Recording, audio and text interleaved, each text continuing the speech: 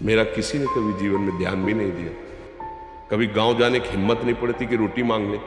देखो, सबसे पहली बात हमारी कमजोरी क्या है, हम परेशान हो जाते हैं। संसार में देखो तो परेशान, परमार्थ की तरफ देखो तो हम परेशान हो। ये हमारा आदत स्वभाव बन गया परेशान होना। थोड़ा सा धैर्यवान बनो, गंभीर बनो। कोई भारी से भारी विपत्ति में परेशानी स्वीकार करके विपत्ति से थोड़ी निकला है। सुलझो, ठीक है, विपत्ति आई, समस्या आई, इसका समाधान होगा। ऐसा थोड़ी कि हमें नष्ट कर देगी।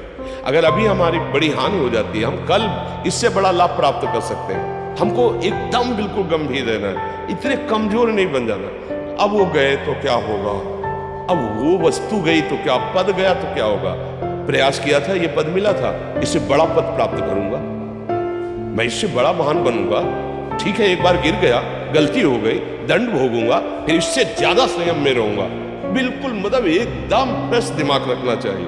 और अपने लोग क्या है, जरा सी बात में एकदम पचड़ा कर लेते हैं, एकदम कमजोर हो जाते हैं। ये बिल्कुल ठीक नहीं है। हम जीवन भर की यात्रा की बात कह रहे हैं, भारी से भारी कष्ट में भी मुस्कुराना, तो हमें बल मिला है, हमें भगवान की कृपा का दर्शन हुआ है, हमें उनका दुलार दिखाई दिया है। अगर ऐसे भाग जाते फिर परमार्थ में थोड़ी चलना होता है। आज जो आप सुन करके लाभ लेने की चेष्टा कर रहे हो ना, ये केवल प्रवचन नहीं है, ये जीवन। अगर ये जिए ना होते ना तो ये इसका प्रभाव नहीं पड़ता, फिर वाणी का प्रभाव नहीं पड़ता। हम इसीलिए कहते हैं, जैसे आप लोग एकदम परेशान हो जाते हैं, तो बोलो क्या हमसे ज्यादा परेशानी होगी। दोनों किडनी खराब, दवाई लाने के लिए पैसे, पानी रखा है, हम उठ के पी नहीं सकते, भीषण शरीर में कष्ट, भीषण बुखार, क्योंकि किडनी फेल, जरा में बुखार, खाने को क्या, रोटी मांग के लाओ। अगर वहां सब्जी मिलती तो लाल मिर्च ऐसी पड़ के मिलती थी तो पा नहीं सकते थे। आप सोचो, पानी लाना है तो मुझे लाना है, पीना है तो मुझे पीना है। अगर मैं हारता तो कहां पहुंच जाता, क्या स्थिति होती। नहीं, मरना है, पर कदम पीछे। कोई दिन ऐसा नहीं जिस दिन सेवा ना की हो, जिस दिन सेवा ना गए हो। गुरु जी की सेवा में जाना है, पहले अपने को स्वस्थ साबित करना है, नहीं वो सेवा नहीं लेंगे। तुम बीमार हो, तुम कष्ट में हो, ऐसे उनकी दृष्टि परेशान। सेवा की, आके लेट गए, फिर हिम्मत की, अपनी श्री जी की सेवा की, मधुकरी नहीं गए, 3-3, 4-4 दिन भोजन नहीं गए, पर सेवा नहीं छोड़ा, दिनचर्या नहीं छोड़ी। और उसका प्रधान कारण संयम, ब्रह्मचर्य, भगवत आश्रय, नाम जप, कभी हारने नहीं दिया।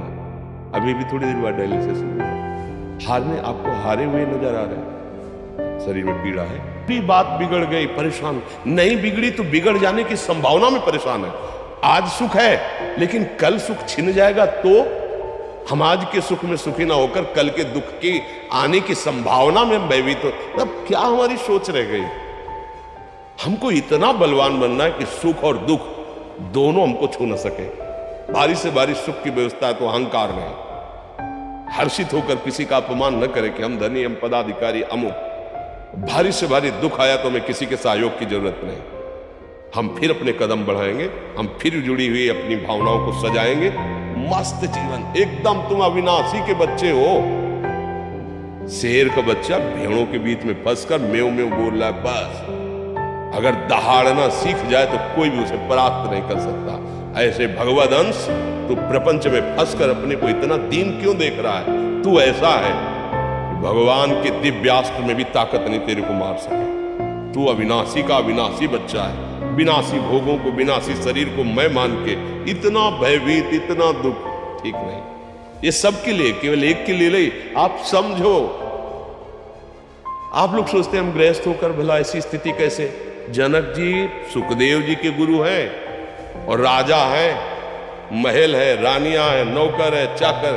क्या सुखदेव जी जिनके शरीर में लंगोटी भी नहीं है, दिगंबर, परमहंस, परमहंस के गुरु हैं जनक जी जो राजा हैं। समझो, आप ऐसा ना सोचे कि अब नौकरी कर रहे हैं, हम संसार में, हम गृहस्थ हैं, हम आध्यात्मिक ऊंचाई पर नहीं चढ़ सकते। नहीं, आप एक सरकारी नौकरी या आप किसानी या व्यापार करते हुए आप एक अध्यात्म की ऊंचाई में चढ़ सकते हैं। और अध्यात्म ही है जो तुम्हें इस माया के दुख सुख से ऊपर उठा सकता है।